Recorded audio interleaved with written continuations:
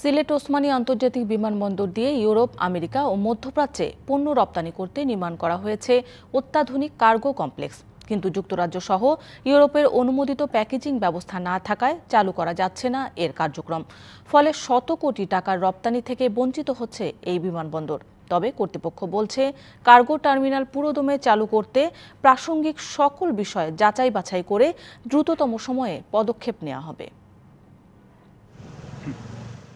সিলেট অঞ্চলের সাতকরা, পান, হিমায়িত মাছ, সুগন্ধি চাল, বেতের আসবাবপত্র, নকশি কাঁথা এবং কুটির শিল্পের বিশাল বাজার রয়েছে ইউরোপ, আমেরিকা ও মধ্যপ্রাচ্যে। এসব পণ্য রপ্তানির জন্য সিলেট অঞ্চলের ব্যবসায়ীদের নির্ভর করতে হচ্ছে ঢাকার শাহজালাল আন্তর্জাতিক বিমানবন্দরের ওপর।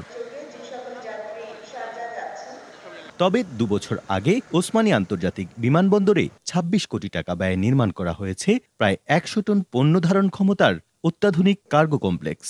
কিন্তু এখানে গড়ে ওঠেনি আন্তর্জাতিক মানের প্যাকেজিং ব্যবস্থা। অতি সত্বর সরকার যদি এই রপ্তানি ব্যবস্থাকে চালু করতে হয়, তাহলে প্যাকেজিং সিস্টেম, ল্যাব এবং অন্যান্য যে সহযোগী ব্যবস্থাগুলা এগুলা তাড়াতাড়ি করা প্রয়োজন। সংশ্লিষ্টরা জানান, ইউরোপ, আমেরিকা ও মধ্যপ্রাচ্যে পণ্য পাঠাতে এসব দেশের অনুমোদিত ওয়্যার হাউসের মাধ্যমে প্যাকেজিং করে কোয়ারেন্টাইন সার্টিফিকেট নিতে হয়।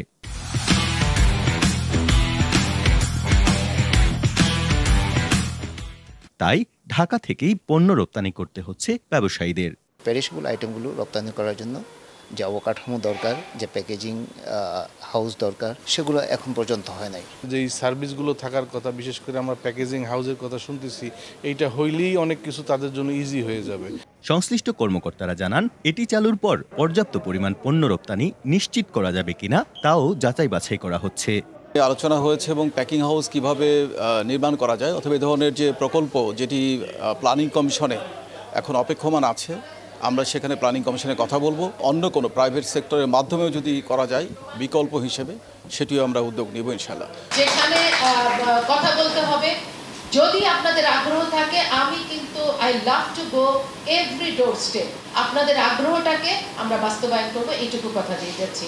প্যাকেজিং চালু হলে সিলেট সহ নরসিংদী, ব্রাহ্মণবাড়িয়া ও হবিগঞ্জের রপ্তানিকারকরা বছরে অন্তত ২৫০ কোটি টাকার পণ্য রপ্তানি করতে পারবে। প্রত্যুষ তালুকদার, ডিবিসি নিউজ, সিলেট।